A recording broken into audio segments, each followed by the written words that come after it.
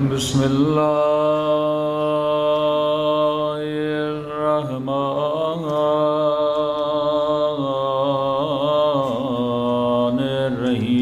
الرحیم الحمد للہ رب العالمین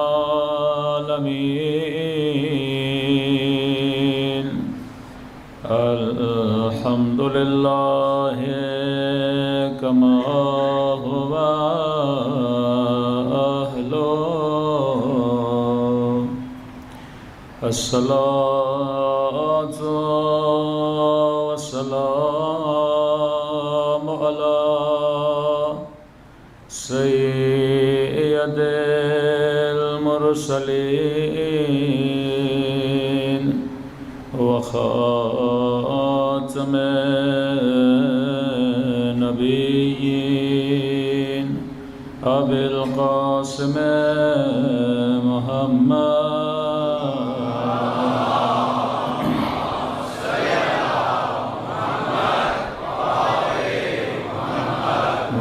آلہ الطیبین الطاہرین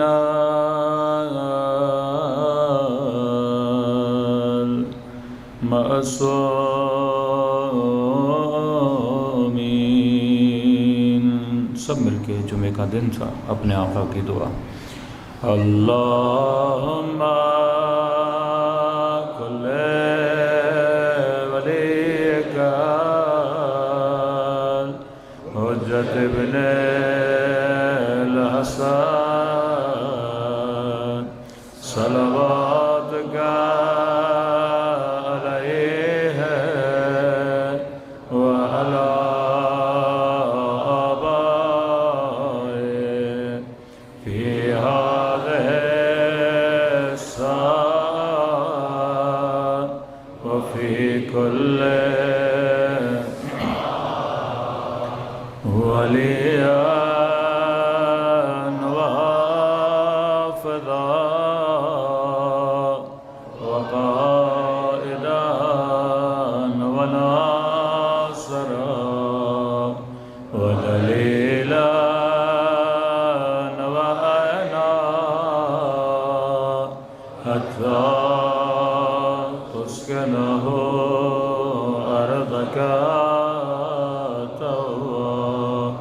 وتمتعه فيها طويلا برحمتك يا أرحم الراحمين۔ صلوات پڑھے محمد۔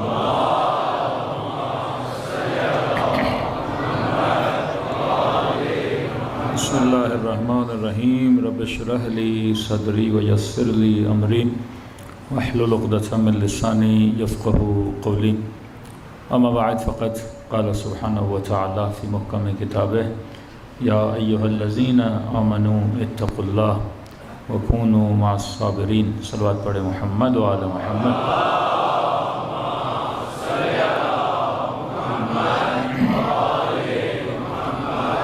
دعا ہے پروردگار عالم ہم سب کی عبادتوں کو اپنی بارگاہ عالی میں قبول فرمائے، اور جس مقصد زندگی مقصد عبادت کو لے کر فرش عزا پہ تشریف لاتے ہیں، خدا ان مقاصد میں ہم سب کو کامیابیاں کامرانیاں نصیب فرما دے۔ جس طرح سے کل عرض کیا کہ عزاداری امام حسین ایک تہوار ایک رسم کا نام نہیں ہے۔ جس طرح قومیں اپنی رسومات کو انجام دیتی ہیں کہ قطعاً یہ نہ سمجھا جائے کہ یہ ایک رسم ہے، کیونکہ جب آپ رسم سمجھیں گے تو منانے کے بعد آپ کو یہ ہوگا کہ جناب میں نے رسم کو نبھا لیا۔ عزا امام حسین پورا سال انسان کے وجود کے اندر تبدیلی کا احساس پیدا کرنا چاہیے۔ عزاداری امام حسین ایک خاص کلچر کا نام ہے۔ عزاداری امام حسین ایک خاص سوچ اور فکر کا نام ہے کہ اس عزا میں جو پلے اور بڑا ہو اس کے کردار میں فکر حسین نظر آنی چاہیے۔ اس عزا میں جو جوان ہو پھر اس کی جوانی میں اکبر کی جوانی نظر آنی چاہیے۔ یہ فکر دیتی ہے انسان کی زندگی کو ایک روش، ایک خاص جہت دکھاتی ہے عزا امام حسین۔ اس کو کبھی ایسے نہ سمجھا جائے کہ جیسے پاکستان کی آزادی کا دن منایا جاتا ہے۔ تو اب مثلاً آپ کہیں کہ مولانا 14 اگست ہے، یہ آزادی کا دن ہے، تو کچھ لوگ اس دن میں 4 گانے پڑھ کے سمجھیں گے کہ ہم نے آزادی منا لی، کچھ لوگ 4 ترانے سنا کے کہیں گے کہ ہم نے آزادی منا لی، کچھ لوگ شاید پھریرا خرید کے گاڑیوں پہ لہرا کے اور یہ بولیں کہ ہم نے آزادی منا لی۔ کون سی آزادی؟ جو ہم نے 70 سال پہلے لی تھی۔ اس آزادی کو انسان آج منائے لیکن پھر بھی قید میں ہو تو یہ کیسی آزادی؟ کس سے لی تھی آزادی؟ کہ انگریزوں سے لی تھی آزادی۔ تو انگریز تو چلا گیا پر اس کی نظام کی آزادی ابھی تک نہیں ملی۔ انسان آزاد تب ہے جب انسان کی فکر آزاد ہو۔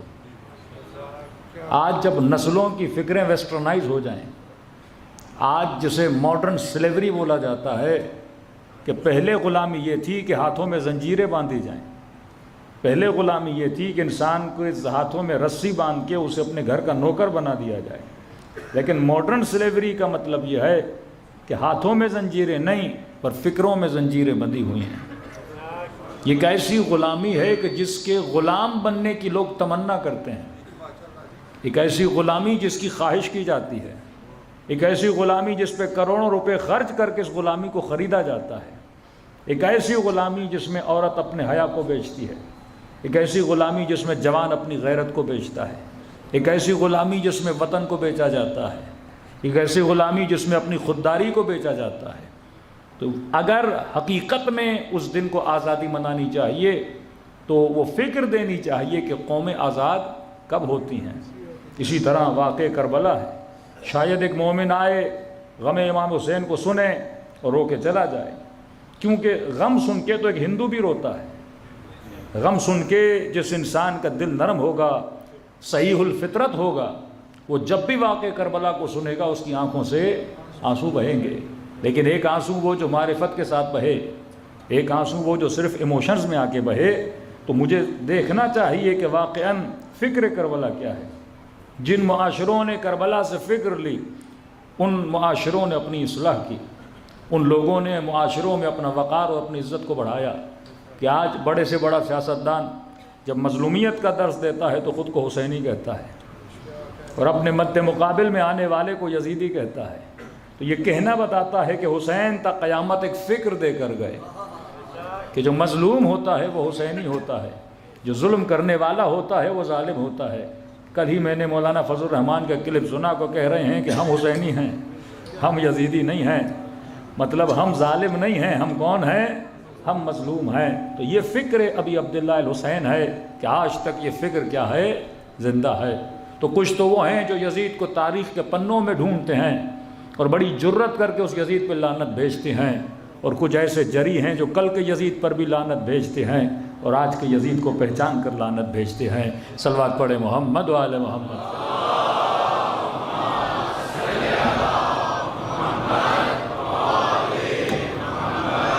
اجل فرجہم۔ اس بار لاؤڈ کی ہمیں بڑی شکایت ہے، اللہ لاؤڈ کو بھی شفا دے، مومنین کو توفیق دے۔ صلوات پڑھے محمد و آل محمد۔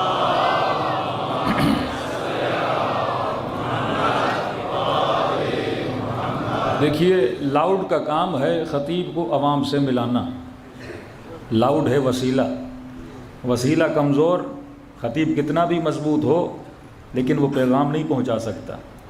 تو اگر ایک لاؤڈ خراب ہو جائے تو امت تک آواز نہیں جاتی، اور امام میں خرابی آ جائے تو امت کی ہدایت کا بندوبست کیسے ہوگا؟ یہی امام حسین سمجھانا چاہتے تھے کہ اب تمہاری مرضی ہے، وسیلہ یزید کو بناؤ یا حسین کو بناؤ۔ ہدایت کے لیے جو وسیلہ ہے اس کو کیا ہونا چاہیے؟ مضبوط ہونا چاہیے۔ کل وہ جوان جو موجود نہیں تھے، میں ذرا سا مقدمہ بناتا ہوں تاکہ ٹاپک کے ساتھ جڑے رہیں۔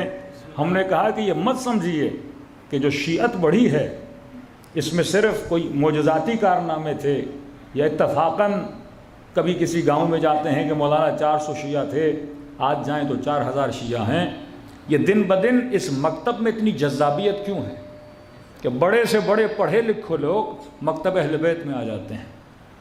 کیونکہ انسان کی جب فکر آزاد ہو جاتی ہے، انسان جب سوچنا شروع کرتا ہے تو خدا نے اس کی فطرت میں رکھا ہے کہ وہ عاشق کمال ہے۔ اب جہاں اسے کمال نظر آتا ہے وہ کمال کے پیچھے جاتا ہے۔ تو شاید آپ کے ذہن میں آئے کہ مولانا پھر یزید یزید کیوں بنا، شمر شمر کیوں بنا، شیطان شیطان کیوں بنا؟ اگر فطرت میں عشق کمال ہے تو انہوں نے کمال کو کیوں چھوڑا؟ کمال کو کوئی نہیں چھوڑتا۔ پھر کمال شیطان یہ ہے کہ وہ بے کمال کو با کمال دکھاتا ہے، وہ آپ کو دھوکہ دیتا ہے کہ نبی نے فرمایا کہ میرا کام ہے تبلیغ کرنا۔ شیطان کا کام تبلیغ نہیں ہے، شیطان کا کام ہے تزیین کرنا، کیونکہ گناہ کی تبلیغ کرنے کی ضرورت نہیں ہے۔ گناہ میں ویسے ہی کشش ہے، مثلا جوان ہوا، اس کے اندر شہوت ہے، اب شہوت کی چیز کی تبلیغ کی ضرورت نہیں ہے، اس کے اندر کشش ہے۔ آپ کے پاس کوئی 1 کروڑ روپیہ لا کے رکھے کہ جناب یہ رشوت کا پیسہ ہے، 1 ارب لا کے رکھے کہ جناب یہ کام ہمارا کرا دیجئے، فلاں جگہ پہ پوسٹنگ کرا دیجئے، تو اس میں تبلیغ کی ضرورت نہیں ہے۔ 1 کروڑ میں ویسے ہی کشش ہے۔ ایک انسان کو بھوک لگی ہے تو کھانے میں ویسے ہی کشش ہے، جو وجود کی نیڈ ہے اس میں کشش ہے، لیکن نماز کے لیے تبلیغ کی ضرورت ہے۔ صبح اٹھنا، وضو کرنا، نماز پڑھنا یہ کار زحمت ہے۔ سحری کر کے شام تک بھوکا رہنا یہ کار زحمت ہے۔ حج واجب ہو جائے اور اتنی 50 ڈگری کی گرمی میں جا کے حج کرنا یہ کار زحمت ہے۔ نجف سے کربلا پیدل جانا یہ کار زحمت ہے۔ کسی فاسق کو فاسق کہنا یہ کار زحمت ہے۔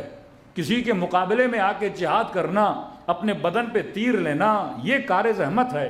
تو فرمائے جس میں زحمت ہے اس کی تبلیغ ہے، لیکن گناہ میں زحمت نہیں ہے، گناہ میں لذت ہی لذت ہے، لہٰذا اس کی تزیین ہے، وہ اس کو زینت دیتا ہے۔ اب ہر انسان کو پتا ہے کہ بے حیائی بری چیز ہے، لیکن زینت دے کے اسے اچھا دکھائے گا، کبھی فریڈم کے نام پر، کبھی اوپن مائنڈڈ کے نام پر، کبھی یہ کہنا کہ یہ کنزرویٹو ہیں اور ہمارے دماغ کی سرجری ہوئی ہے بہت زیادہ کھل گیا ہے، کبھی یہ کہنا کہ ہم نسواں کے حقوق کے نام پر، فیمنزم کے نام پر انسان کو پاگل بنایا جاتا ہے۔ تو اس کا کام ہے تزیین کرنا، اور نبی کا کام ہے انسان کے لیے تبلیغ کرنا۔ تو یہ 2 ڈیوٹیز ہیں شیطان کی، ایک ڈیوٹی شیطان کی، ایک ڈیوٹی انبیاء پروردگار عالم کی۔ اب امام حسین جو کام کر رہے ہیں اس میں زحمت ہے، شمر جو کر رہا ہے اس میں کوئی زحمت نہیں ہے، یزید جو کر رہا ہے اس میں کوئی زحمت نہیں ہے۔ اب انسان کی بقا کے لیے اللہ نے ایک نیٹ ورک بنایا، نیٹ ورک حضرت آدم سے چلا، اور جس نیٹ ورک کو ادامہ دیا آپ کے اہل بیت علیہ الصلوۃ والسلام نے۔ تو ہم نے کہا کبھی یہ مت سمجھیے کہ شیعہ بڑھے تو ایسے ہی بڑھے، تاریخ ایک ورق کو آپ دیکھیں گے آپ کے معصومین کی زحمات ہیں۔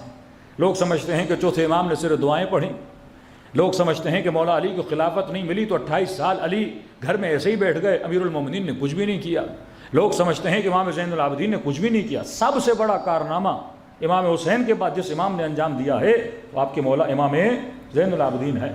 امیر المومنین نے کیا کیا؟ 28 سال یا 25 سال گھر میں بیٹھنا، اور یہ نہیں کہ بیٹھ گئے امیر المومنین، آپ کے پاس جتنے خطبات ہیں وہ حکومت والے زمانے کے خطبات ہیں، لیکن امیر المومنین میں کیونکہ وہ وقت اہل بیت پر اتنا فقر و فاقہ آ گیا کہ خاتون امیر المومنین کو کہتی ہے اگر کنویں سے پانی کی 1 بالٹی نکال کر دو اس کے بدلے میں آپ کو چند کھجوریں دوں گی، اور جو رسی جس میں بندھی ہوتی تھی بالٹی وہ رسی بھی کھجور کے درخت کے تنے سے بنائی جاتی تھی، وہ اتنی سخت تھی کہ مولا کا صحابی کہتا ہے چند کھجوریں، امیر المؤمنین نے وہ بالٹی نیچے پھینکی کہ جب تک وہ بالٹی اوپر آتی علی کے ہاتھوں سے خون جاری ہو چکا تھا۔ رزق حلال کی تلاش میں آپ کے مولا نے اتنی محنتیں کی، لیکن یہ نہیں، لیکن ایک وقت آتا ہے 25 سال کے بعد علی نخلستانوں کے مالک بن جاتے ہیں۔ آج آپ چلے جائیں سعودی عرب میں بآخر امیر المومنین کے نام سے مشہور ہے کہ یہ کنواں کس کا ہے؟ یہ علی ابن ابی طالب کا کنواں ہے۔ یہ کس نے کھودا؟ علی طالب نے۔ اس زمانے میں پانی کی حیثیت پیٹرول کے مانند تھی، کنویں کھودنے کا جو علم تھا وہ امیر المومنین کے پاس تھا، جو زمینوں کو آبادی کا علم تھا نخلستانوں کا وہ امیر المومنین کے پاس تھا۔ محنت کی، زحمت کی، امیر علی ابی طالب نے اپنی زمینیں خریدی کہ یہاں تک کہ جب امام حسن کا زمانہ آتا ہے تو مولا کئی باغات کے مالک ہوتے ہیں۔ یہ کس کی زحمت ہے؟ ابی طالب کی زحمت ہے۔ پھر امیر المومنین نے صرف باغات بنائے نہیں، ان میں سے کئی باغات کو وقف کر دیا، کیونکہ ایک ہی ذریعہ معاش تھا امیر المومنین کا کہ محنت کریں، زحمت کریں اور زمینیں آباد کریں۔ رسول خدا جو فتح دے کر گئے تھے وہ حکمرانوں نے اہل بیت سے لے لیا۔ اور یہ یاد رکھیے کہ مکتب تب تک نہیں چل سکتا جب مکتب میں ایک مضبوط اکنومیکل سسٹم نہ ہو۔ ایک چھوٹا سا امام بارگاہ ہے، 4 بلب بھی جلتے ہیں تو اس کا خرچہ آتا ہے، اتنے بڑے نیٹ ورک کو بغیر پیسے کیسے چلایا جائے گا؟ باغات آباد کیے، پھر فقیروں کے لیے وقف کیے، پھر امام حسن کا جب زمانہ آتا ہے تو باغ امام حسن سب کے لیے مشہور ہے کہ مدینے کا کوئی ایسا طلب مند بندہ نہیں تھا، اگر اسے کہیں جانا ہوتا تھا وہ حسن کے گھر میں جا کر ٹھہر جاتا تھا۔ فقیروں کو پتہ تھا اگر کہیں کھانا ملے گا تو حسن ابن علی کے دروازے پر کھانا ملے گا۔ اور واقع کربلا، اور پھر واقع کربلا کے بعد کہ میں نے کہا امام حسین نے 2 جملے ادا کیے، فرمایا میں اس لیے نکلا کہ اپنے نانا کی دین کو زندہ کروں اور جو بدعتیں امت میں پیدا ہو چکی ہیں ان بدعتوں کو ختم کروں۔ اور یہ دلیل ہے، صحیح بخاری میں لکھا ہے کہ جب امیر المومنین علی بن ابی طالب نے نماز پڑھائی تو دیکھنے والوں نے یہ کہا کہ ارے علی تو ویسی ہی نماز پڑھا رہے ہیں جیسے رسول نماز پڑھایا کرتے تھے۔ دین میں اتنا فرق آ چکا ہے۔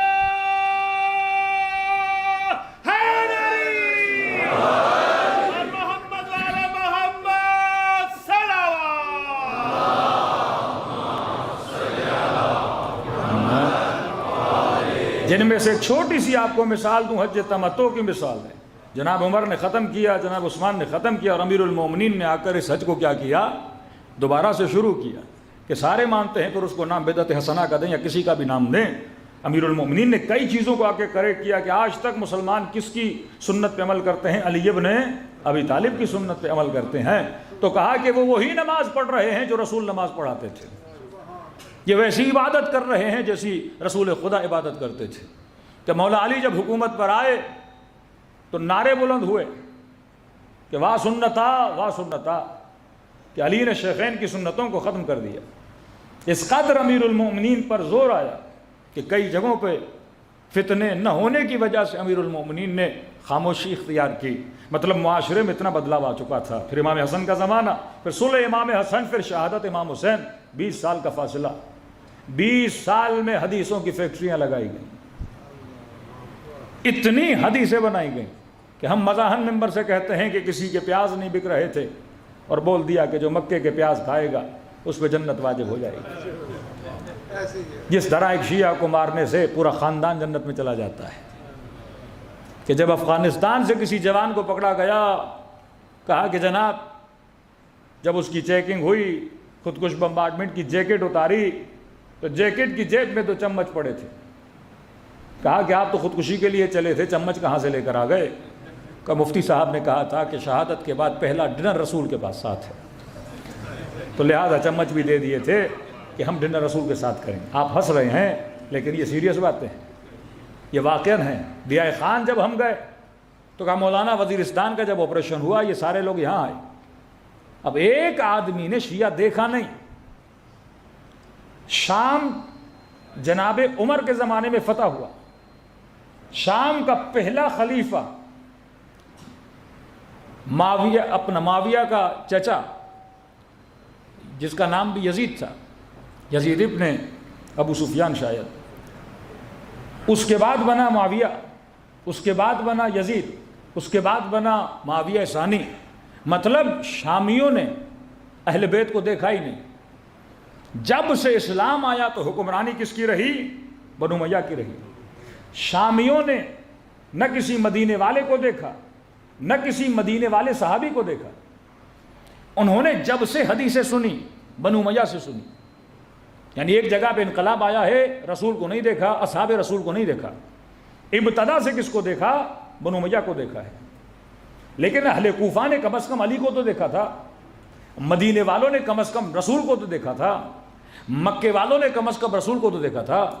مطلب اتنا لمبا عرصہ حکومت کا کہ صرف 20 سال امیر شام کے لے لیں، پچھلی حکومتوں کو بھی ملا دیں، یزید کا بھی ملا دیں، مطلب ایک بچہ پیدا ہوا اور جب تک 40 سال کا ہو گیا اس نے نہ نبی کو دیکھا، نہ علی کو سنا، نہ اہل بیت رسول کو سنا۔ اور جب سے ہوش سنبھالا تو ان کے وجود میں نفرت محمد اور آل محمد ڈالی گئی کہ شامی جب یہ سنتا ہے کہ علی مسجد میں شہید ہو گئے تو تعجب سے پوچھتا ہے کہ کیا علی بھی نماز پڑھتے تھے؟ یہ واقعاً بچپن سے جو انہوں نے سنا، کیوں جناب سیدہ زینب کا خطبہ سن کے یہ پریشان ہو گئے؟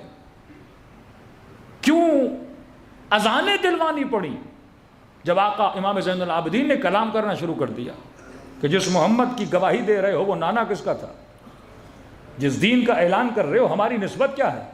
یعنی شام میں کبھی بھی ایسی تبلیغ نہیں ہوئی، یہ بہت آخر الزمان میں، ایون 5ویں 6 امام کے زمانے میں بھی شام میں کوئی تبلیغ نہیں ملتی۔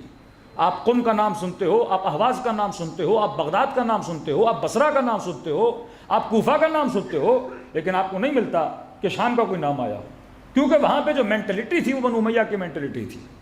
یہ تو جب سیدہ زینب جاتی ہیں، 4 لوگ آل رسول سے ملتے ہیں، پھر ان کو پتہ چلتا ہے کہ اہل بیت رسول کا مقام کتنا بلند ہے۔ ٹوٹلی برین واش وہاں ہو چکا تھا۔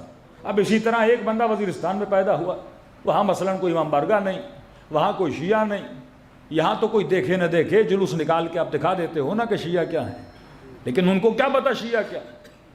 کہہ رہے مولانا جب ہم نے جلوس نکالا، یہ لوگ جو وزیرستان اور ان پہاڑی علاقوں میں پلے بڑے تھے، کہہ رہے اتنے تعجب سے ہمیں دیکھ رہے تھے اور بار بار کہہ رہے تھے یہ شیعہ ہیں، ہمیں یہ شیعہ ہیں، پھر کہتے تھے واقعی یہ شیعہ ہیں، کہاں شیعہ ہیں، کہ یہ تو بالکل ہم جیسے دکھتے ہیں۔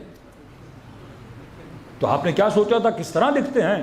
کہ مفتی صاحب نے بولا تھا ان کو بد دعا ہے اصحاب رسول کی، ان کے پیچھے دم ہوتی ہے، ان کے کان بڑے ہوتے ہیں، کہ ہمارے انجینئر جیولوجسٹ کہتے ہیں ہم نے زمین لی ان پہاڑی علاقوں میں کہ مولانا نماز کا وقت ہوا نماز پڑھنے گئے، یہ کبھی آگے دیکھیں کبھی پیچھے دیکھیں، کیونکہ ہاتھ کھول کے نماز پڑھ رہے تھے، سامنے سجدہ تھی۔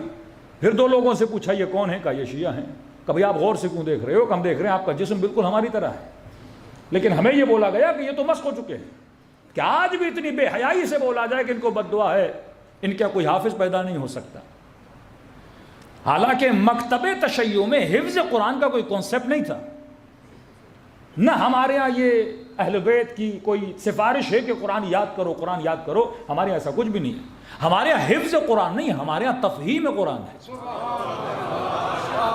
کیونکہ قرآن رٹنے سے کچھ نہیں ہوتا، قرآن سمجھنے سے انسان کو ہدایت ملتی ہے۔ خوارج نے قرآن رٹا ہوا تھا، حبیب نے قرآن سمجھا ہوا تھا۔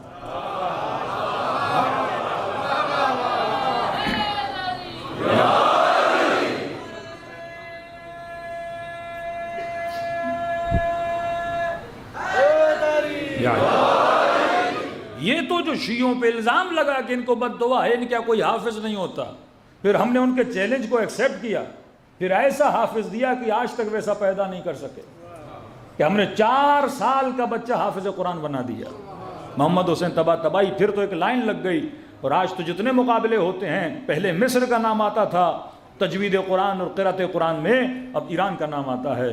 کہ پاکستان کا ایک چھوٹا بچہ گیا اور حفظ میں اس نے اچھی قرأت کی، تو یہاں ہر سوشل میڈیا پہ پاکستانی بچہ، اہل سنت کا بچہ اتنے مقام حاصل کر گیا۔ میں نے کہا یہ بھی تو بتاؤ کہاں مقام ملا تھا اسے، اس کے مربی کون تھے، مانیٹرز کون تھے، جج کون تھے جس نے اس بچے کو رتبہ دیا؟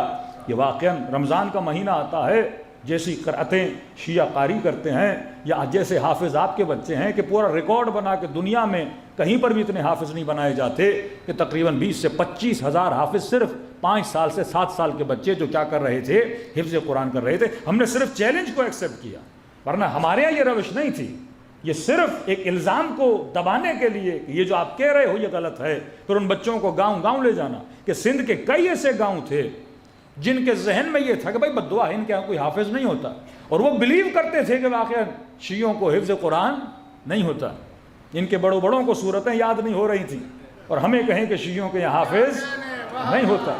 تو ہم نے ایک ایک گاؤں میں جا کے ایک ایک بچہ جو حافظ بنا، اور صرف اس بچے کے حفظ کو دیکھ کر پورے گاؤں کے گاؤں کیا بن گئے؟ شیعہ بن گئے۔ اب یہ نہیں کہ وہ امیر المومنین کی خلافت کی دلیل مانگے، معصومین کی عصمت کی دلیل مانگے، یا امام حسین کی حقانیت کی دلیل مانگے۔ ان سے پوچھا جاتا تھا کہ جناب آپ نے دیکھا کہ کوئی شیعہ بچہ حافظ ہے، آپ شیعہ بن گئے صرف حافظ دیکھنے کی وجہ سے۔ انہوں نے کہا جو اتنے بڑے جھوٹ بول سکتے ہیں تو انہوں نے تو اور بھی جھوٹ بولے ہوں گے، تو ہم شیعوں کی سچائی دیکھی تو ان کی ساری باتیں بھی کیا ہوں گی؟ سچ ہوں گی، کہ 4 سال کا بچہ کیا بن گیا؟ حافظ بن گیا۔ یہ زمانہ شعور کا زمانہ ہے، آپ نے صرف شعور پھیلانا ہے. کہ آغا قراتی اچھا جملہ فرماتے کہتے کچھ مجلسیں ہوتی ہیں جن میں شور ہوتا ہے, کچھ ہوتی ہیں جن میں شعور ہوتا ہے. تو شور شرابے سے شیعوں کو کچھ نہیں ملنے والا. شعور جتنا بیدار کرو گے, ہر قوم کو بیدار تو ہو لینے دو, ہر قوم پکارے گی ہمارے ہیں حسین. تو بیداری جب انسان کی فکر بیدار ہو جاتی ہے نا, وہ سوچنا شروع کر دیتا ہے. تو سب سے پہلے تو یہ شیعوں کی اپنی غلط فہمی دور ہو جائے کہ یہ نہیں کہ معصومین نے چند درس دیے تھے اور شیعت بڑھ گئی. آپ کے معصومین نے بڑی محنت کی. معصومین نے ایک پورا نیٹ ورک بنایا, جو نیٹ ورک رسول نے بنایا تھا, اور رسول کے بعد سمجھو اس نیٹ ورک کو وائرس لگ گیا تھا, اور اینٹی وائرس معصوم کے علاوہ کسی کے پاس نہیں ہے. سسٹم کو فیکٹری ریسیٹ کرنا پڑتا ہے. امام حسین نے اپنی شہادت سے سسٹم کو فیکٹری ریسیٹ کیا. اور کیا کام کیا آپ کے امام زین العابدین نے, کبھی سوچا کرو. لوگ سمجھتے ہیں مولا نے صرف اور صرف کیا پڑھی, دعائیں پڑھی اور کام نہیں کیا. کہتے ہیں کسی امام نے اتنے غلام نہیں خریدے جتنے امام زین العابدین نے خریدے. 20,000 تک تعداد ملتی ہے غلاموں کی. امام کو ضرورت نہیں غلام خرید رہے ہیں. گھر میں 4 نوکر 5 نوکر, اور کوئی ایسا غلام نہیں جو 1 سال سے زیادہ رکھا ہو. یا غلام رکھا یا 1 سال میں کیا کر دیا, آزاد کر دیا. دشمن کیا سمجھ رہا ہے کہ یہ تو مسلح پہ بیٹھ کے دعائیں پڑھ رہے ہیں, لیکن ہڈن مولا بہت بڑا کام کر رہے ہیں. درس و تدریس نہیں کر سکتے, پابندی ہے. تبلیغ کھلم کھلا نہیں کر سکتے, پابندی ہے. جنگیں چل رہی ہیں, واقع ہررا پیش آ گیا. گھر امن کا بنا تو صرف مولا زین العابدین کا بنا. اتنی سختیاں, اتنی نگرانیاں. اب ایک کام بچا تھا. اسلام میں ایک بری بدعت تھی, وہ تھا غلام خریدنا. غلام ایک بہت بڑا کاروبار تھا. ایک معاشرے کا اکنومیکل سرکل چلتا تھا ایسی غلامی میں, کہ جس طرح بھی پاکستان میں کتنے بچے اور بچیاں ہیں جو ٹک ٹاک سے کما رہے ہیں, یوٹیوب سے کما رہے ہیں, فیس بک سے کما رہے ہیں. جب ایک نسل کسی سافٹ ویئر سے کمانا شروع ہو جاتی ہے تو گویا وہ اس معاشرے میں انجن بن جاتا ہے, اکنومیکل پیسے کمانے کا انجن. اور جب حکومت بولے گی کہ ہم یوٹیوب کو بین کر رہے ہیں, تو یہ لوگ آخری دم تک لڑیں گے, کیونکہ ان کی انکم کا سورس کیا بن گیا, یوٹیوب بن گیا. انکم کا سورس کیا بنا, ٹک ٹاک بنا. تو مخالفت شروع ہو جائے گی, کیونکہ کون سا سسٹم ہے ان کا, اکنومیکل سسٹم ہے, ان کے گھر چلتے ہیں. اسی طرح عرب میں غلامی کا جو سسٹم تھا ایک بہت بڑی ایک بزنس تھا. اب اچانک اگر رسول خدا بند کروا دیتے تو لوگوں کا اکنومیکل سسٹم خراب ہوتا. اس کو روکنے کے لیے رسول خدا سے شاید سامنے بھی آ جاتے کہ آپ کیا کر رہے ہیں. لیکن چوتھے امام نے اس بری صفت کو کہ لوگوں کو غلام بنانا, اس کو امام نے ختم کیا. لیکن آہستہ آہستہ کیا کہ لوگ اگر اعتراض کرتے تھے کہ فرزند رسول آپ نے تو ہمارا کاروبار ہی خراب کر دیا, کہ اتنے غلام خرید رہے ہیں پھر رکھتے نہیں ہیں, 1 سال کے بعد آزاد کر دیتے ہیں. جب آزاد کیا تو بزنس ختم ہو گیا. غلام کا کاروبار تب چلے گا کہ آپ نے خریدا, فلاں کو بیچا, فلاں نے پھر فلاں کو بیچا, فلاں نے پھر فلاں کو بیچا. یہ ترتیب چلے گی تو ایک طرح سے یہ ایک بزنس بنے گا, اور بزنس بنے گا تو پروفیشنل لوگ اس میں آئیں گے اور خرید و فروخت شروع ہو جائے گی. جس طرح کوئی گندم خریدتا ہے, جس طرح کوئی گاڑی خریدتا ہے, تو یہ چلتی رہتی ہے, اس کی پبلسٹی ہوتی. اسی طرح غلاموں کی پبلسٹی ہوتی تھی. ایک تو امام نے اس گندی صفت کو امت سے ختم کرنے کے لیے بہت بڑا کردار اپنایا کہ انسان کسی کا غلام نہیں ہوتا, انسان کو غلامی کا حق نہیں ہے. لیکن دوسرا کام کیا کیا کہ عرب آہستہ آہستہ قلت بنتے جا رہے تھے, اور عجم آہستہ آہستہ اکثریت میں آ رہے تھے. ایک طرف مدینے کا معاشرہ جن کو حسین بلاتے رہے لیکن مدد کے لیے نہیں گئے, دوسری طرف شامی معاشرہ جن کے دلوں میں بغض اہل بیت بھرا ہوا تھا کہ یہ کہیں کہ مولا حسین آپ کو اس لیے قتل کرنے آئے ہیں کیونکہ بغضاً لابیک, ہمارے دل میں کس کا بغض ہے, آپ کے بابا کا بغض ہے. یعنی جس امت کو حکم ملا کہ علی سے محبت کریں, وہ الٹا علی سے کیا کرنے لگی, بغض کرنے لگی. کہ ہمارے استاد کہتے ہیں اگر اہل سنت کے یہ بات بھی مان لی جائے نا کہ من کنت مولا ہو فہذا علی مولا, اس کا ترجمہ مولا کا دوست ہے, تو کہا کم از کم آپ دوستی ہی نبھاتے. امام ماننا تو دور کی بات ہے نا, کم از کم جو ترجمہ آپ نے کیا ہے کہ جس کا دوست میں اس کا دوست علی کا کم از کم دوستی نبھا لیتے. امام نہ مانتے, اور کہا کہ اگر آپ کی دوستی یہ ہے کہ علی کے بچوں کو قتل کیا جائے تو پھر آپ کی دشمنی کیا ہوگی.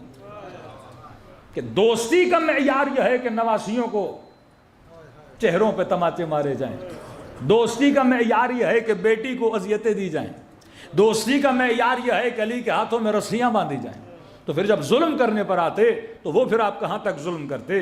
تو فرمایا کہ شہر شام کے لوگوں کے دلوں میں بغض, مدینے والوں میں اتنی معرفت نہیں. اہل کوفہ، کہ یہ بھی الزام شیعوں پہ لگتا ہے، اور بعض ہمارے نادان مولاناز کہتے ہیں کہ ہاں بھائی وہاں شیعہ تھے۔ کوفے کی آپ ترتیب دیکھیں گے، 3 طرح کے لوگ کوفے میں رہتے تھے، ایک خالص شیعہ امیر المؤمنین، دوسرے شیعت عثمان، تیسرے خوارج کی تعداد کم تھی، شیعت علی کی بھی تعداد کم تھی۔ وہاں پہ اکثریت جو رہتی تھی وہ کون تھے؟ وہ شیعت عثمان، یعنی خلافت کے نظام پر بلیو رکھنے والے لوگ اکثر وہاں رہتے تھے، اور ان کا مزاج دمدمی مزاج تھا، یہ کبھی امیر المومنین کا ساتھ دیتے تھے، پھر وہی تلواریں علی بن ابی طالب کی گردن پہ آ جاتی تھی۔ اور دوسری بات، جب امام حسن نے صلح کیا تو 20 سالوں میں 50,000 کے قریب شیعوں کو کوفے سے نکالا گیا۔ تبھی جب جناب مختار کے قیام سے پہلے توابین کا لشکر بنتا ہے تو توابین اکثریت کوفے کی نہیں ہے، وہ مدائن سے لوگوں کو بلاتے ہیں، کیونکہ مدائن میں سلمان رہ چکے تھے اور وہاں پہ علی کے چاہنے والے بہت زیادہ رہتے تھے۔ یہاں اکثر یمنی لوگ اہل بیت علیہ الصلوۃ والسلام سے بہت زیادہ محبت کرتے تھے، تو امام کے لیے ایک ہی راستہ بنا آپ کے چوتھے امام کے لیے۔ اب وہ مسلمان جو نئے مسلمان بنے، عجم، روم فتح ہوا، ایران فتح ہوا، یہاں تک کہ اسلامی حدود چین کی سرحدوں تک چلی گئی، تو اب یہ جو نئے نئے مسلمان دین میں آ رہے تھے، عجم تھے، ان کے دلوں میں ابھی وہ بغض نہیں تھا، ابھی وہ نفرت نہیں تھی، اور جب دوسری حکومتوں سے آ رہے تھے تو غلام بن کے آ رہے تھے۔ تو امام نے ان غلاموں کو خریدا، مطلب ان کا مائنڈ سیٹ میں ابھی تک وہ کچرا بھرا ہوا نہیں تھا، ان کا ذہن صاف ستھرا تھا، اور جب امام نے خریدا 1 سال سے زیادہ کسی کو نہیں رکھا، اور 1 سال رکھا کیوں؟ کیونکہ یہ 1 سال کی اسکولنگ تھی، یہ 1 سال کی تربیت تھی کہ ابو حمزہ سمالی یہ خریدا ہوا غلام ہے جسے چوتھے امام نے آزاد کیا، جو چھٹے امام کا اتنا بڑا صحابی بنتا ہے۔ ایسے ایسے اصحاب جنہوں نے 70 ہزار روایتیں معصومین سے نقل کی ہیں، یہ امام زین العابدین کے خریدے ہوئے اور آزاد کردہ غلام تھے۔ جناب زید جب لشکر بناتے ہیں، ان لشکریوں میں اکثر تعداد چوتھے امام کے آزاد کردہ غلاموں کی تھی، کہ ایک معاشرہ کے صرف امام کے پاس 70 سے زیادہ لوگ نہیں، پھر چوتھے امام کی زندگی کا لمبا عرصہ، پھر جب 5ویں امام کا زمانہ آتا ہے اور تھوڑی سی خفقان اور تھوڑی سی گھٹن کم ہوتی ہے، تو آپ کا امام جب درس دیتا ہے تو ہر مسجد میں 2000 کبھی 3000 شاگرد بیٹھے رہتے ہیں۔ کبھی سوچو تو صحیح، اچانک 3000 پیدا کہاں سے ہو گئے، یہ اچانک 4000 کہاں سے آ گئے؟ یہ کارنامہ آپ کے چوتھے امام زین العابدین کا تھا، جن امام نے غلاموں کو آزاد کیا، ان کو تربیت دی، پھر وہی غلاموں کے دلوں میں اتنی محبت آل رسول کی آ گئی کہ جب اہل بیت درس دیتے تھے ان کے درسوں میں شرکت بھی کرتے تھے، اپنی جانیں قربان کرنے کے لیے تیار تھے۔ میں نے شاید پچھلے سال ایک واقعہ سنایا تھا کہ دیکھو آقا تو آقا، لیکن غلاموں میں کتنی کرامتیں تھیں۔ کہتے ہیں مدینے میں قحط آ گیا، کئی دن گزر گئے، عورتوں کا دودھ خشک ہو گیا، بچے زاروں قطار رونے لگے، کئی امواتیں ہو گئیں، کھانے کے لیے کچھ نہیں، بارش نہیں برس رہی۔ کہتے ہیں یہ 3 دنوں سے صحرا میں جا رہے ہیں کہ پروردگارہ بارش برسا دے، پروردگارہ رحم کی بارش برسا دے، لیکن بارش نہیں برسی۔ یہ شخص کہتا ہے بڑی مایوسی سے بازار میں کھڑا تھا، ایک خاتون آ رہی تھی، گود میں بچہ تھا، اور بچہ شدت پیاس کی وجہ سے رونے لگا، اس کو دیکھ کر اس کی ماں رونے لگی۔ فرماتے یہ منظر ایک کالے غلام نے دیکھا، غلام نے جیسے دیکھا دل نرم پڑ گیا، اس کی آنکھوں سے آنسو آ گئے، اس نے دعا کے لیے ہاتھوں کو بلند کیا، اے خدا اپنے بندوں پر رحم فرما، اے خدا تھوڑی بارش برسا دے۔ کہ غلام کا یہ کہنا تھا، بادلوں کا آنا تھا اور بارش کا برسنا تھا۔ میں پریشان ہو گیا، ارے امت اتنی گئی لیکن دعا قبول نہیں ہوئی، لیکن اس غلام میں ایسا کیا ہے کہ یہاں دعا کی، یہاں بارش برس گئی۔ کہتے وہ غلام چل پڑا اپنی گھر کی طرف، میں نے اس کا پیچھا کیا، ایک گھر کے اندر گیا، دروازہ بند ہوا، میں نے آ کر دروازے پہ دستک دی، کنیز دروازے پر آ گئی، میں نے کہا کس کا گھر ہے؟ علی ابن الحسین کا گھر ہے، زین العابدین کا گھر ہے، سید الساجدین کا گھر ہے۔ کہ آپ کو کس سے کام ہے؟ کہ کالا غلام کے گھر کے اندر گیا ہے، اس سے ملنا چاہتا ہوں۔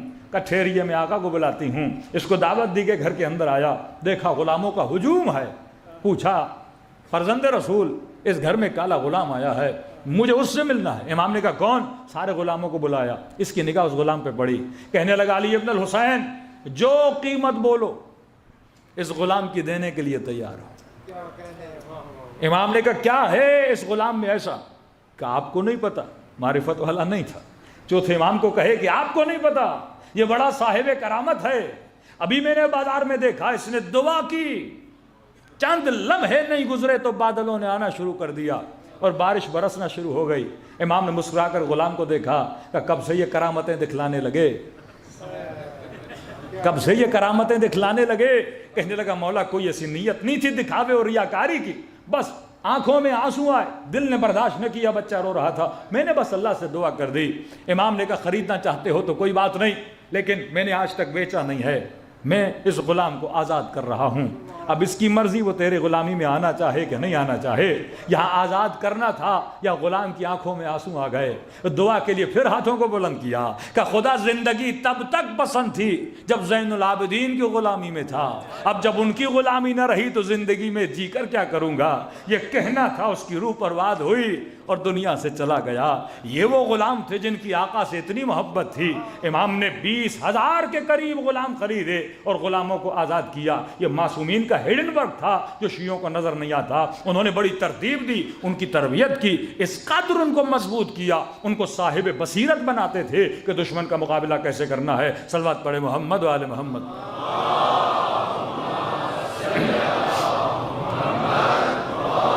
اب کل میں نے تھوڑا سا اشارہ کیا تھا کہ اگر انسان کے اندر بصیرت نہیں تو حق کو نہیں پہچان سکتا۔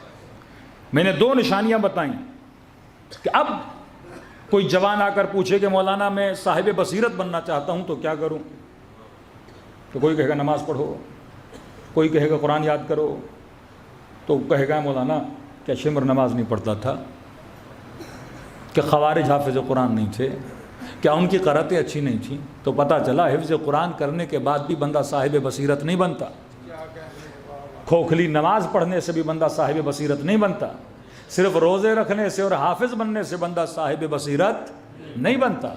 صاحب بصیرت بننا ہے تو معصومین کو چیزیں بتاتے ہیں، جب تک ان چیزوں کو اسٹڈی نہیں کرو گے زندگی میں بصیرت نہیں آئے گی، صحیح فیصلے نہیں لے پاؤ گے، زندگی میں ٹھوکریں کھاتے رہو گے اور حق و باطل کی پہچان ہمارے وجود میں نہیں آ پائے گی۔ معصومین اور رسول گرامی کی روش یہ ہوتی تھی کہ کچھ لوگوں کو کلو دیتے تھے، اگر اس کلو کو انسان سمجھ گیا تو اس کو ہدایت مل جاتی تھی۔ مثلا نے کل مثال دی علی مع الحق والحق مع علی، علی حق کے ساتھ ہے، حق علی کے ساتھ ہے، یہ نہ دیکھنا حق کہاں جا رہا ہے، یہ دیکھنا کہ علی ابن ابی طالب کہاں جا رہے ہیں۔ یہ آپ کو کلو دے رہے ہیں کہ آگے جب پھنسو یہ ایڈریس صاحب بصیر بننے میں تمہاری کیا کرے گی، مدد کرے گی۔ کہ یا عمار تقتلک فئۃ باغیہ، امت کو بتا رہے ہیں عمار تجھے ایک باغی ٹولہ مارے گا، عمار ان کو جنت کی طرف بلائے گا، وہ ان کو جہنم کی طرف بلائیں گے۔ یہ امت کو صاحب بصیرت بنانے کے لیے کیا دے رہے ہیں، نشانی دے رہے ہیں۔ اپنی زوجہ کو کہا کہ جب فلاں مقام سے گزرو گی اور کتوں کے بھونکنے کی آواز آنے لگے تو سمجھ جانا وہ جگہ اور راستہ صحیح نہیں ہے۔ اور جب نبی کی زوجہ وہاں سے گزری اور جب آوازیں آنے لگی تو خوف پیدا ہوا، کہا کہ نہیں، میرے رسول نے منع کیا تھا، میں واپس جاؤں گی، لیکن کچھ تھے جو ساتھ تھے، کہنے لگے نہیں یہ وہ جگہ نہیں وہ کتے ہیں، آپ پنڈی سے جائیں، آج میں چکوال سو کے آیا ہوں، چکوال جائیں، اور جب چکوال کا شہر آ جائے میں ڈرائیور کو کہوں کہ چکوال آ گیا، میں نے مجلس پڑھنی ہے، اب انہوں نے مجھے پڑھنے دینی نہیں ہے، انہوں نے آگے لے جانا ہے مثلا تلگنگ کی طرف، تو کہیں گے نہیں مولانا یہ چکوال تھوڑی ہے، میں کہوں گا میں آ چکا ہوں، یہ مجھے لگ رہا ہے نشانیوں سے چکوال ہے۔ انہوں نے کہا نہیں مولانا ہم 10 لوگ لاتے ہیں، ان سے پوچھ لیا، انہوں نے 10 لوگوں کو پیسے دیے، انہوں نے آ کے مولانا کو بولا یہ چکوال نہیں ہے، ابھی آپ سمجھیں کبھی راستے میں ہے، چکوال تو آیا ہی نہیں ہے۔ دوسرے نے بولا چکوال نہیں ہے، تیسرے نے بولا، 10 نے بول دیا، میں مطمئن ہو گیا کہ بھائی 10 لوگ جھوٹ کیسے بول سکتے ہیں۔ انہوں نے 4-5 لوگوں کو لایا، انہوں نے کہا نبی کی زوجہ یہ جگہ وہ ہے ہی نہیں، نہ ہی وہ کتے ہیں، کتے کا کام بھونکنا ہے، آپ پریشان کیوں ہوتی ہیں؟ راستے میں رات کو گلی جاتی ہے، کوئی کتا بھونکتا ہے، تو کہا کہ اس کا کام بھونکنا ہے، نہ وہ جگہ ہے۔ یعنی جھوٹ بول کے نبی کی زوجہ کو مطمئن کیا گیا کہ وہ جگہ نہیں ہے، لیکن رسول خدا کلو تو دے کر گئے تھے نا کہ جب یہ ہو تو سمجھ جانا صحیح ہے، جب یہ ہو تو سمجھ جانا کیا ہے، غلط ہے۔ وہ بار بار سمجھا کر جا رہے ہیں کہ صحیح کیا ہے، غلط کیا ہے۔ تو یہ انبیاء اولیاء کی روش رہی کہ فرمایا جب یہ زمانہ آ جائے، آخری زمانے والوں کا دینہم دنانیرہم، کہ آخری زمانے میں دین دینار بن جائے گا، پیسہ بن جائے گا، ہمتہم بطونہم، لوگوں کی ہمت اور کوشش کیا بن جائے گی، پیٹ بن جائے گی۔ رات کے 3 بجے فوڈ پانڈا سے کھانا منگوانا ہے، ہاں تفریح کے لیے جانا ہے تو کہا کہ 30 کلومیٹر دور جاتے ہیں، وہاں کی کڑھائی بہت اچھی ہے، مولانا بڑا لذیذ کھانا بنتا ہے، مومنین بولتے ہیں ہمیں وہ ہمارا فلاں جگہ ہے لیکن تھوڑا دور ہے، مجالس سے فراغت ہو جائے آپ کو لے کر جائیں گے، 40 کلومیٹر ہے، بہت اچھی کڑھائی بنتی ہے، لیکن بولیے صبح کی نماز پڑھنی ہے، کہیں ہمت نہیں ہوتی، تھکن ہو گئی ہے مجلس کے بعد، زحمت نہیں کرنی مولانا فلاں عبادت کو انجام دینے کے لیے، فلاں جگہ پہ گرمی بہت ہے، فلاں جگہ پہ پیدل چلنا پڑتا ہے، یہ زحمتیں ہوتی ہیں، لیکن کہا نہیں ہمت ہم بطونہم، پیٹ کے لیے بڑی ہمت کرے گا، پورا دن لگا دے گا کچن میں کہ فلاں چیز بنانی ہے اور کھانی ہے، مزہ صرف چند منٹ کا، زحمت دیکھو تو اتنی بڑی، نماز بھی تو چند منٹ کی ہے لیکن اس کے لیے زحمت نہیں کرے گا، کھانے بنانے کے لیے بڑی زحمت کرے گا۔ ہمتہم بطونہم قبلتہم نساؤہم، آخری زمانے میں قبلہ کون بن جائیں گی؟ عورتیں بن جائیں گی، پنجاب کا تو قبلہ بن چکی ہیں، لیکن کہا پورے زمانے میں قبلہ کیا بن جائیں گی؟ عورتیں قبلہ بن جائیں گی، یہ آخری زمانہ، یہ کیا دے رہے ہیں؟ کلو دے رہے ہیں، فرمایا اس زمانے میں آگ کے انگارے کو ہاتھ پہ رکھنا آسان ہوگا لیکن دین کو بچانا مشکل ہوگا، گھر سے نکلے گا تو مومن، شام کو آئے گا تو کافر، ایمان کا پتہ نہیں لگے گا کہ انسان کہاں جا رہا ہے، اتنی جلدی جلدی ایمانوں کو لوٹا جائے گا، یہ کلو دے کر جا رہے ہیں کہ جب یہ نشانیاں اور صفات دیکھو تو فرمایا الارم بجنا چاہیے کہ کہیں ایسا نہ ہو میری نسلیں گمراہ ہو جائیں، کہیں ایسا نہ ہو کہ میں تباہ و برباد ہو جاؤں، نہ دنیا رہے نہ آخرت رہے، نشانیاں دے کر جا رہے ہیں۔ اب دیکھیے بڑی پیاری وصیت ہے میرے چھٹے امام، امام جعفر صادق علیہ الصلوۃ والسلام،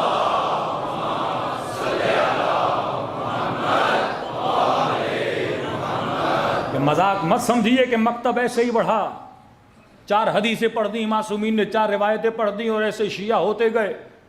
وہ زمانہ جب شیعوں کے سروں پہ قیمت رکھی جاتی تھی، سر کاٹے جاتے تھے، منصور کے زمانے میں کٹی ہوئی گردنوں پہ قالیچے بچھائے جاتے تھے اور پھر چلتا تھا۔ حجاج بن یوسف کے زمانے میں خون کی ندیاں بہتی تھی کہ ایک شہر میں صرف اس نے حملہ کیا اور اس نے قسم کھائی کہ میں اتنا ماروں گا کہ فلاں جگہ پہ کھڈا تھا میں اس کو خون سے بھروں گا۔ جب شہر فتح ہو گیا اس نے گردنیں کاٹیں، اب ظاہر خون زمین میں جاتا، زمین چوس لیتی تھی، اس کو کہا امیر اب چلو بس کرو، کہا نہیں میں نے قسم کھائی ہے، قسم نہیں توڑ سکتا، اور لاؤ لوگوں کو مارو، کہتے ہیں مار مار کے تھک گئے، اب خون کتنا جمع ہو، پانی ہو تو بھر جائے، خون سے کہاں کنواں بھرتا ہے۔ پھر کہتے ہیں سپاہیوں نے اس خون میں پانی ملانا شروع کیا، پانی کی بالٹیاں ملانا شروع کی، تھوڑا سا کنواں اوپر آیا، پھر اس نے جان چھوڑی کہ ہاں میری قسم کیا ہو گئی، پوری ہو گئی۔ جن کے سروں پہ قیمتیں رکھی جاتی تھی، اتنی سختی میں مکتب اہل بیت رہا لیکن اتنی تیزی سے کیسے بڑھا کہ مامون مجبور ہوتا ہے امام رضا کو ولی عہد بنانے میں، مجبور ہوتا ہے مولا جواد کو اپنی بیٹ، تاریخ اسلام کے بادشاہوں کی کسی بیٹی کی ایسی شادی نہیں ہوئی جیسی اس نے امام جواد کی شادی کروائی کہ ان کو اپنے قریب لاؤں، ہمارے یہاں پلے، ہمارے تحت نظر رہیں، پھر بڑے ہو کے وہی کام کریں جو کیا چاہتے ہیں ہم چاہتے ہیں۔ تو یہ پرانی روش تھی بڑوں کو اپنا داماد بنانا، یہ کوئی فخر کی بات نہیں ہے، وہ لالچ میں داماد بناتے تھے تاکہ نسلیں بڑھیں اور پھر ہم ان کے اوپر امت کے اوپر کیا کریں، حکومت کریں۔ اب کیا کس طرح معصوم نے تربیت کی، مطلب چھٹے امام کا زمانہ جہاں درس بھی ہے تدریس بھی ہے، جہاں کوئی شیعہ گلی سے بھی گزرے پکڑا جاتا تھا۔ اب جس طرح حضرت موسیٰ کا فرعون کو جب پتا چلا یذبحون ابناءہم ویستحیون نساءہم، پوری کوشش تھی کہ موسیٰ آئے گا خاتمہ کرے گا فرعون کا، تو کہا کہ موسیٰ کو قتل کر دو تو ہمارا خاتمہ بھی نہیں ہوگا۔ ان کو پتا تھا یہ 12 جانشین ہیں، ہم نسل کو ہی ختم کر دیں گے تو ہماری بقا باقی ہو جائے گی۔ تو کہتے جب چھٹے امام دنیا سے گئے، شہادت ملی، تو انہوں نے جاسوس بھیج دیے امام کے گھر میں۔ جاسوس کیوں بھیجے؟ کیونکہ سب پریشان تھے امام کا جانشین کون ہوگا۔ تو کہا امام کی وصیت جب پڑھی جائے گی، جانشین کا جب پتہ لگے تو آپ اس جانشین کو تحت نظر رکھیے گا اور بعد میں اس کو ہم قتل کر دیں گے۔ اب ایسا زمانہ اگر جانشین کا نہ بتائیں تب بھی مسئلہ، جانشین کا بتائیں تب بھی مسئلہ، لیکن امام اتنے مطمئن تھے، ایسی تربیت کر گئے اپنے شیعوں کی، مطلب اگر کل میں کوڈ ورڈ میں بھی بتاؤں تو شیعہ سمجھ جائے لیکن دوسرا نہ سمجھے۔ وصیت نامہ کھلا، حاکم نے بولا کہ جو بھی جانشین ہو اس کو پکڑ کے لاؤ، زندان میں ڈالنا ہے تم نے، بس پتہ چلے کون ہے جانشین۔ اب چھٹے امام کے بیٹے بھی بہت تھے تو امام نے وصیت کھولی تو امام نے کہا میرے 5 جانشین ہیں۔ سارے پریشانوں کے جانشین تو ایک، لیکن کہا میرے 5 جانشین۔ کہا پہلا جانشین منصور دوانقی، وقت کہا کہ اور حکم کیا دیا کہ پتہ چلے اس کو پکڑ کے لانا. تو وہ سارے پریشان ہو گئے, ہکے بکے رہ گئے کہ ہم منصور کو کیسے پکڑیں, اور جو اتنا ظلم کرنے والا, اتنی سختیاں کرنے والا, اسی کا نام دے دیا کہ پہلا جانشین منصور, دوسرا جانشین والی مدینہ, جو ساری چیزوں کو کیا کر رہا تھا, مانیٹر کر رہا تھا, وہ بھی پریشان ہو گیا, میرا نام بھی آ گیا جانشینوں میں. تیسری جانشین میری زوجہ, چوتھے جانشین میرے بیٹے عبداللہ جو جسمانی طور پر معذور تھے, پانچویں جانشین موسیٰ کاظم. سارے لوگ پریشان ہو گئے کہ واقعی جانشین کون ہے. جو سادہ تھے وہ بھی پریشان ہو, کنفیوز ہو گئے. بادشاہ کو رپورٹ دی, جناب 5 جانشین, اب کس کو پکڑیں؟ 2 بیٹوں کے نام ہے, ان کی بیوی کا نام ہے, آپ کا نام ہے, اور والی مدینہ کا نام ہے. بادشاہ نے کہا چھوڑ دو, لوگ بھی نہیں سمجھیں گے, معاملہ یہیں کیا ہو جائے گا, رفع دفع ہو جائے گا. لوگ کنفیوز. اب آپ بھی کہیں گے کہ مولانا امام تو امت کو ابہام میں ڈال کے گئے, جس طرح اکثر مسلمان کہتے ہیں رسول تو امت کو ابہام میں گویا ڈال کے گئے. کلیئر بتا کے جاتے ولی کون ہے, ہاتھ اٹھا کے دکھا کے بتایا, پھر بھی سمجھ میں نہیں آ رہا کہ ولی کون ہے. تو یہ زمانہ تو چھٹے امام کا ہے, جہاں امام کا بتا دیا جائے تو قتل کر دیے جاتے. کہتے ہیں ابو حمزہ سمالی شہر نجف میں حرم امیر المومنین, قبر امیر المومنین پر درس تفسیر قرآن دے رہے تھے. کسی نے آ کر کہا کہ ابو حمزہ سمالی چھٹے امام دنیا سے انتقال کر گئے. کہتے خبر سنی غم کے مارے نڈھال ہو کے گر پڑے, لیکن جب آنکھ کھلی تو پہلا سوال کیا کہ جانشین کون ہے. تو کہا کہ ہم بڑے ابہام میں ہیں, 5 نام بتا کر گئے ہیں. منصور ظالم, والی مدینہ ظالم, تیسری زوجہ, چوتھے معذور بیٹے, 5ویں موسیٰ کاظم. تو کہتے ہیں ان کے چہرے پر ہلکی سی مسکان آئی اور کہ الحمدللہ الذی ہدانا لہذا, اللہ کا شکر ہے کہ انہوں نے امام کے ذریعے ہماری ہدایت کی. پریشان ہو گئے ابو حمزہ, ہم پریشان ہیں اور آپ کیا کہہ رہے ہو, اللہ نے کیا کی, ہدایت کی. کہ بندے خدا اتنے لیکچر جو مولا دے کر گئے اس میں ساری کلیدی باتیں بتا کر گئے, ہمیں بصیر بنا کر گئے. کہ مجھے پتا ہے کہ جانشین کون ہے. کہ آپ کو کیسے پتا ہے؟ کہ شرائط امامت سے, یہ وصیت نامہ نہیں, یہ شرائط امامت بتا کے جا رہے ہیں کہ امام کی پہلی شرط یہ ہے کہ امام کو عادل ہونا چاہیے, امام ظالم نہیں ہوتا. اور جو شروع میں 2 نام دیے ہیں وہ ظالموں کے نام ہیں, تو وہ تو مائنس ہو گئے. امامت کی دوسری شرط یہ ہے کہ امام کے بدن میں ظاہری عیب نہیں ہوتا, امام معذور نہیں ہوتا. جس طرح پیش امام کے لیے شرط ہے کہ معذور نہیں ہونا چاہیے. امام کا کلر جیسے کوڑ کی بیماری ہے, برس کی بیماری, ایسی کوئی بیماری نہیں ہو, یعنی ظاہری طور پر امام کے اندر جسمانی عیب نہیں ہوتا. فرمایا جو ان کا بیٹا ہے جس کا نام لکھا ہے وہ جسمانی طور پر کیا ہے, معذور ہے.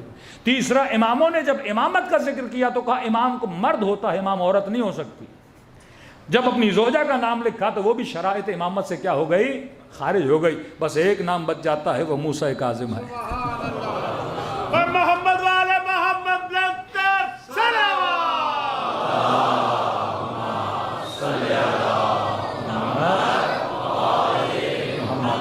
تو یہ وہ اصحاب اہل بیت علیہ الصلوۃ والسلام تھے جو کیا تھے, بصیر تھے. اب ہم ہوتے ہم کیا کرتے. ظاہر جب علم حاصل نہیں کرو گے, تمسک معصومین کی روش سے حاصل نہیں کرو گے, معصومین کی صحبت میں نہیں رہو گے تو بندہ بصیر نہیں بنتا. تو فرمایا تب تک کوئی حبیب نہیں بن سکتا جب تک بصیر نہ بنے, تب تک کوئی مسلم ابن او سجا نہیں بن سکتا جب تک صاحب بصیرت نہ بنے. معصومین نے بڑی زحمتیں کر کے اس مکتب کو آگے بڑھایا. کل کی مجلس میں وقت ہوا تو جلدی سے چھٹے امام اور 5ویں امام کے بارے میں بتائیں گے. کتنے بڑے کارنامے کیے آپ کے معصومین نے, کس طرح وقت کے دشمن کا مقابلہ کیا, کس طرح آرگنائزیشن آف لا بنائی, کس طرح شیعت میں مضبوط اکنومیکل سسٹم بنایا, اور کس طرح پھر امام ہادی نے شیعوں کو امام زمانہ کی عادت دلائی. کہ 10ویں امام کے زمانے میں لوگ ملنے جاتے تھے لیکن امام پردے کے پیچھے مل رہے ہیں, کیونکہ آگے جا کے کسی امام کا آنے والے ہیں جو پردے غیب کے اندر جائیں گے. پھر 10ویں امام کے ساتھ شہر رے کے لوگ ملنے آتے ہیں. آپ کے 10ویں امام کئی دن ان کو کھڑا رکھتے ہیں, ملتے نہیں ہیں. یعنی اصولوں پہ نو کمپرومائز تھا معصومین علیہ الصلوۃ والسلام کا. اور جب پوچھا کہ مولا آپ ملتے کیوں نہیں, ہم شہر رے سے سفر کر کے آپ سے ملنے آئے ہیں.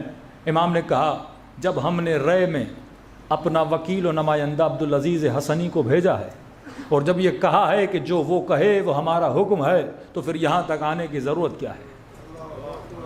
لوگوں کو وکیلوں کے ساتھ ملانا کہ اس کی اتباع سمجھو، کس کی اتباع ہے؟ میری اتباع ہے۔ نہ خود کو خطرے میں ڈالو نہ ہمیں خطرے میں ڈالو، ملو گے تو دشمن کو پتہ چل جائے گا۔ امام نے ٹرینڈ لوگ شہروں میں بھیجے، اتنی تربیت کی تاکہ وہ دوسرے شیعوں کی کیا کریں؟ تربیت کریں۔ تو یہ مکتب اتنی آسانی سے آپ تک نہیں آیا میرے عزیز، بڑی محنت کی ہے معصومین علیہ الصلوۃ والسلام نے اس مکتب کے لیے، اور صرف انہوں نے محنت نہیں کی، اس کی ابتدائی محنت جو مدافع ولایت ہیں وہ سیدہ فاطمۃ الزہرا سلام اللہ علیہا ہے۔ صلی اللہ علیہ وسلم۔ کہ کل میں نے ہلکا سا واقعہ سیدہ کا پڑھا کہ من مات ولم یعرف امام زمانہ ہی مات میتۃ جاہلیہ، جو مر جائے وقت کے امام کو نہ پہچانے وہ جہالت کی موت مرا۔ تو سوال اٹھا کہ سیدہ کا امام کون تھا؟ اگر وقت کے حاکم تھے تو فرمایا جب تک زندہ تھی ان سے بات نہیں کی۔ تو یا امام وہ تھا جسے آپ بولتے ہو، یا امام وہ تھا جسے شیعہ امام مانتے ہیں۔ تو بی بی نے اپنی مظلومیت سے دفاع ولایت کیا۔ واللہ کئی لوگ ہیں جو صرف جناب سیدہ کی مظلومیت کی وجہ سے مکتب اہل بیت میں آ جاتے ہیں۔ ہر کسی نے حق کو پہچاننے میں اپنا کردار نبھایا۔ اب سوال یہ ہے، اگر میں اس نیٹ ورک کا حصہ ہوں، جس نیٹ ورک کی میں نے کل ترتیب بتائی کہ نیٹ ورک فیڈنگ لیتا ہے علم اور حکمت سے، نیٹ ورک کو چلانے والے اہل بیت اور قرآن ہے۔ اس نیٹ ورک میں رہنے والوں کے اندر دو چیزیں ضروری ہیں۔ قانون یہ ہے کہ لِعَامِرَ بِالْمَعْرُوفِ وَأَنْهَى عَنِ الْمُنْكَرِ، شیعہ اگر شیعہ کو اس کا عیب بتائے برا نہیں لگنا چاہیے، بلکہ شکریہ ادا کرنا چاہیے کہ آپ نیٹ ورک کو جان دے رہے ہو۔ اگر ہم اس نیٹ ورک میں وائرس بن کے چل رہے ہیں اور نیٹ ورک کو خراب کر رہے ہیں، لیکن آپ ہمیں کیا دے رہے ہو؟ اصلاح کر رہے ہو۔ تو مومن کی اصلاح سے خوش ہوتا ہے، ناراض نہیں ہوتا۔ دوسرا فرمایا تمہارے دلوں کو جوڑا محبت اہل بیت کی وجہ سے، یہ ملتے ہیں محبت میں۔ یہ دو جگہوں پہ شیعہ جمع ہو جاتے ہیں، دشمن اہل بیت سامنے ہو یہ اکٹھے ہو جاتے ہیں، محبت اہل بیت کا واقعہ ہو کربلا میں اکٹھے ہو جاتے ہیں، حسین کی مجلس ہو یہ اکٹھے ہو جاتے ہیں۔ اور فرمایا اگر پابندی کرو گے تو اس نیٹ ورک کا نتیجہ یہ ہوگا خدا زمین میں عدل اور حکمت کو جاری کر دے گا۔ کس کے ذریعے؟ فرزند زہرا امام زمانہ کے ذریعے سے کر دے گا۔ میرے عزیز، جتنا تمسک، جتنا فرامین اہل بیت، جتنا رفتار اہل بیت ہمارے گھروں میں رہے گی، اتنا ہم اس نیٹ ورک کا حصہ رہیں گے۔ پھر فرمایا من مات علی حب آل محمد مات شہیدہ، اگر اس نیٹ ورک کا حصہ رہے اور دنیا سے چلے گئے تو فرمایا گویا وہ مقام شہادت لے کر دنیا سے چلا گیا۔ جب اتنی تربیت ہو، چچا بھتیجے سے کہیں کہ قاسم بتا کیف عندک الموت، تیرے لیے موت کیسی ہے؟ تو کہا چچا احلا من العسل، شہد سے زیادہ میرے لیے موت میٹھی ہے۔ یہ جوان نہیں، نوجوان ہے، 13 سال کی عمر ہے، لیکن معرفت اتنی ہے کہ موت کو شہد سے زیادہ میٹھا سمجھ رہے ہیں۔ حالانکہ ظاہری طور پر اتنی میٹھی نہیں، لیکن جس راہ میں زندگی کو قربان کر رہے ہیں وہ راہ بڑی میٹھی ہے۔ وہ جانتے ہیں کہ میں شہید کربلا بننے والا ہوں، میں امام حق پر اپنی جان کو قربان کر رہا ہوں۔ اور یہی نعرہ جناب نافع ابن ہلال کا تھا کہ اے دشمن، ہم موت سے کراہت نہیں رکھتے، کیونکہ موت ملاقات خدا کا نام ہے، موت محبوب کی ملاقات کا نام ہے۔ پھر امیر المومنین فرماتے ہیں کہ ہمارے شیعہ جب سبیل خدا پہ چلتے ہیں یہ پرواہ نہیں کرتے کہ موت ان پر آ جائے یا یہ موت پر آ جائیں، کیونکہ موت تو ہر کسی کو آنی ہے۔ ہاسپٹل کی موت سے تو اچھا ہے کہ ذکر خدا میں موت آ جائے، راہ خدا میں موت آ جائے۔ تو میرے عزیز، کربلا جاویدانگی کا نام ہے، کربلا عزت کی زندگی کا نام ہے، کربلا شریعت خدا بندی کا نام ہے۔ آج سب سے زیادہ آپ کی نسلوں کو اگر خطرہ ہے، دینی خطرہ ہے۔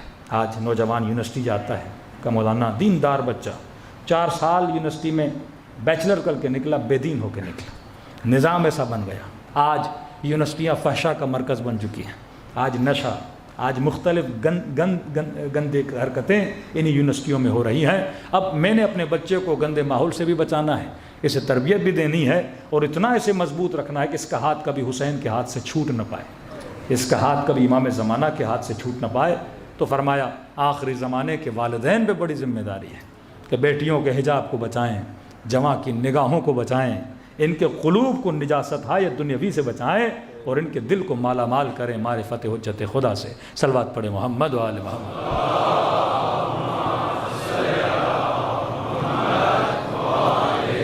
محمد وعجل فرجہم. تو یہ جو آنسو ہیں ذکر امام حسین میں، حدیث رسول ہے کہ فرمایا قساوت قلب کی ایک نشانی ہے جمود العین.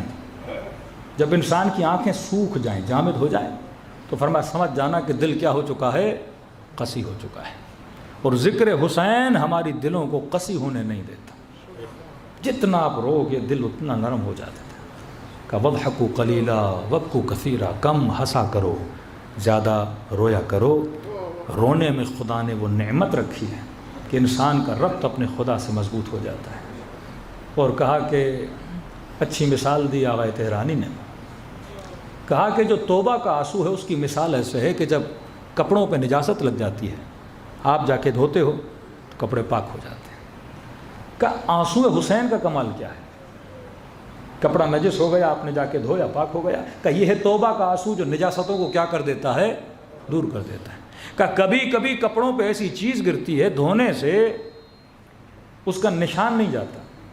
نجاست چلی گئی، مثلا چائے گری، آپ نے صاف کیا، کپڑا تو صاف ہو گیا لیکن چائے کا دھبا نہیں گیا. کہ حسین کا آنسو ان دھبوں کو مٹا دیتا ہے. جناب حر، بہت بڑا دھبا تھا حر پہ کہ حر کی وجہ سے سکینہ پیاسی ہے. حر کی وجہ سے امام حسین کو کربلا میں رکنا پڑا، آگے نہ دیا.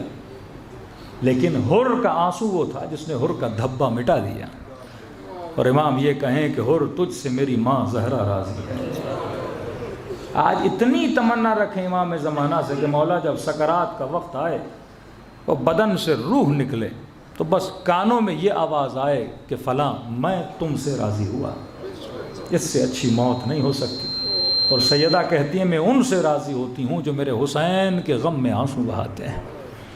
فرمایا مچھر کے پر کے برابر بھی اگر آنکھ گیلی ہو جائے خلوص دل سے، خدا اسے زیارت حسین کا ثواب عطا کرتا ہے. دلوں کو کربلا کی طرف روانہ کریں. سلام کریں ان ہستیوں پہ جنہوں نے اپنا سب کچھ راہ اور دین خدا پہ قربان کر دیا. السلام علی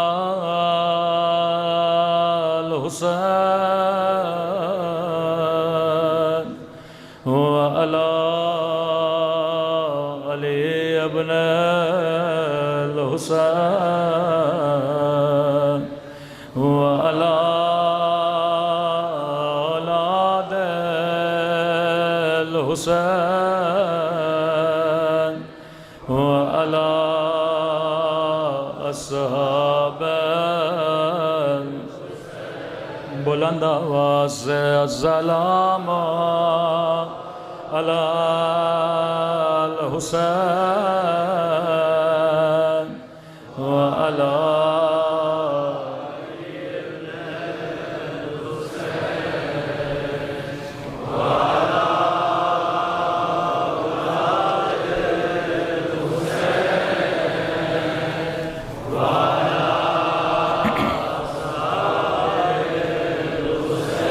سب مل کے السلام علی الحسین وعلی علی ابن الحسین وعلی اولاد الحسین وعلی الصحابہ. میرا سلام ہو چار سالہ مظلومہ یتیمہ زخمی بچی پر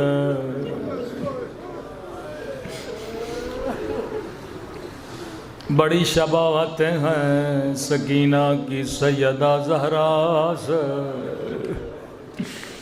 عمر میں کم تھی پر مصیبتوں میں نہیں، جس طرح علی غسل دیتے ہوئے روئے تھے، اسی طرح دوسرا علی غسالہ نے کہا بی بی بتاؤ کیا اس بچی کو کوئی بیماری تھی؟ سیدہ زینب نے کہا ایسا کیوں کہہ رہی ہو؟ کہنے لگی بی بی بدن پہ کال نشان،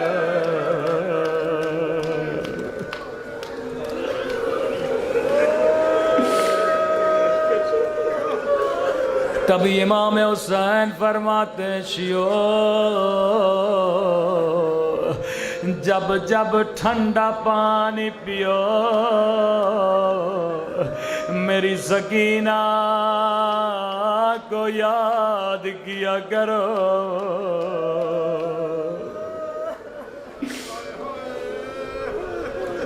فرمایا مصیبت حسین مریضوں کے لیے شفاعت، ذکر سکینہ پریشانوں کے لیے شفاعت۔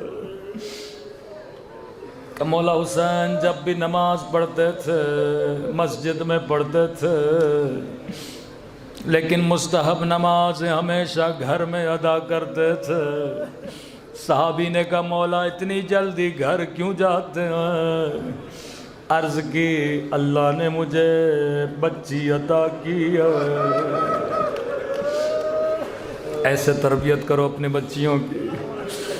فرمایا جب اذان آتی ہے یہ بچی 2 مصلی بچھا دیتی ہے،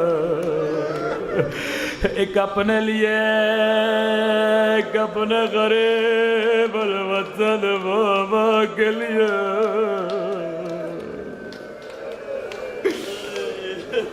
مولا حسین سکینہ کے ساتھ نماز پڑھا کرتے تھے۔ اب قافلہ مدینہ سے مکہ چلا، پورے راستے میں بچی بابا کے ساتھ نماز پڑھتی رہی۔ مکہ سے کربلا 2 محرم سے 9 محرم بچی خیمے میں 2 مصلی بچھاتی تھی، بابا کے ساتھ نمازیں ادا کرتی تھی۔ لیکن قیامت کا منظر تھا جب شام غریب آ گئے، نماز عصر کا وقت ہوا، سکینہ نے 2 مصلی بچھائے، دعا کے لیے ہاتھوں کو اٹھایا، میرے اللہ میرے پردے سے بابا کی خیر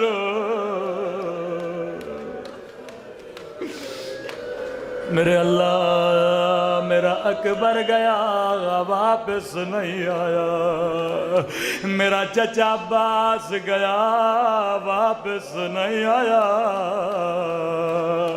میرے اللہ میرے بابا کی زیارت کرا دے۔ راوی کہتا ہے اچانک بچی کو کسی کے چلنے کی آواز آئی، بچی دوڑے دوڑے باہر گئے، میرا بابا آیا۔ اللہ یہ منظر کسی بچی کو نہ دکھائے، جیسے خیمے سے باہر گئے سکینہ نے کیا دیکھا، شمر ہاتھ میں تازیانہ،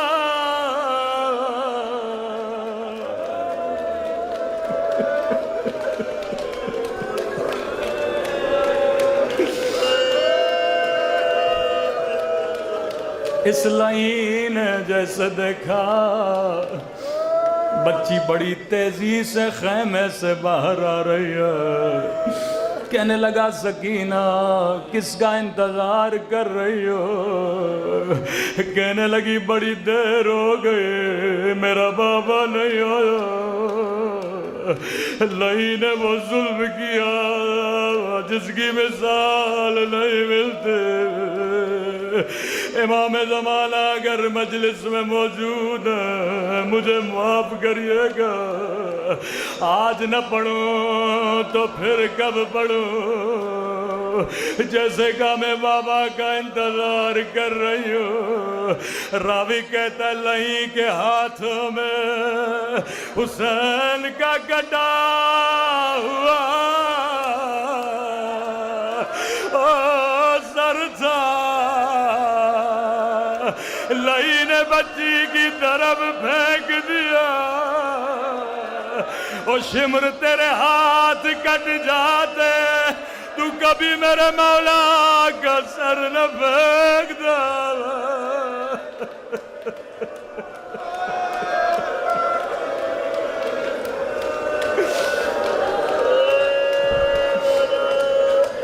خدا کسی یتیم کو یہ منظر نہ دکھائے۔ دوڑی دوڑی آگے بڑھی میرے غریب الوطن بابا، ننھے سے سر کو گودی میں لیا، ننھے سے ہاتھوں سے بابا کے چہرے سے مٹی ہٹانے لگے۔ او بابا تیری گردن کی رگیں کس نے کاٹے؟ او بابا ظالم نے پانی پلایا تھا یا نہیں؟ اب یہ میرا تصور ہے، روایت کے جملے نہیں۔ شاید بچی نے بابا سے پیار میں یہ جملے کہے ہوں، کہا بابا بابا میرے 3 دن کے پیاس ہے بابا، بابا اکبر کا لاشا تو نے اٹھایا، عباس کے بعد تو نے اٹھائے، وہ لاشیں اٹھا اٹھا کر تھک جانے والے میرے بابا، بابا 4 برات تو نے مجھے اپنے سینے پہ سلایا، آج آجا میرے سینے پہ سو جا۔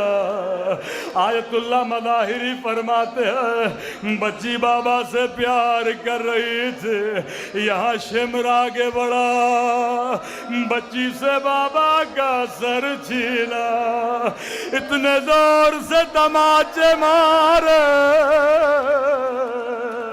کہ سکینہ میں ہوش ہو گئے۔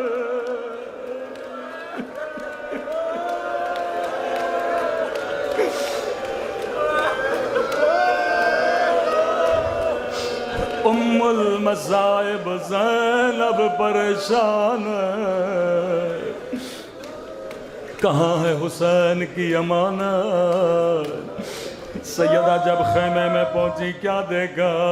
بچی کے کان بھی زخمی ہے، رخساروں پہ نیل داغ ہے، مجھے نہیں معلوم سکینہ کو کیسے ہوش میں لایا، لیکن روایت کے جملے ہیں جب بچی کی آنکھیں کھلی، بچی نے یہ نہیں کہا پھپھی اماں میرا بابا کہاں ہے، یہ نہیں کہا پھپھی اماں شمر نے مجھے تماچے مارے، یہ نہیں کہا پھپھی اماں میرے در چھینے گئے، میری مائیں بہنیں جو مجلس میں آئی ہے سنے سکینہ نے کیا کہا؟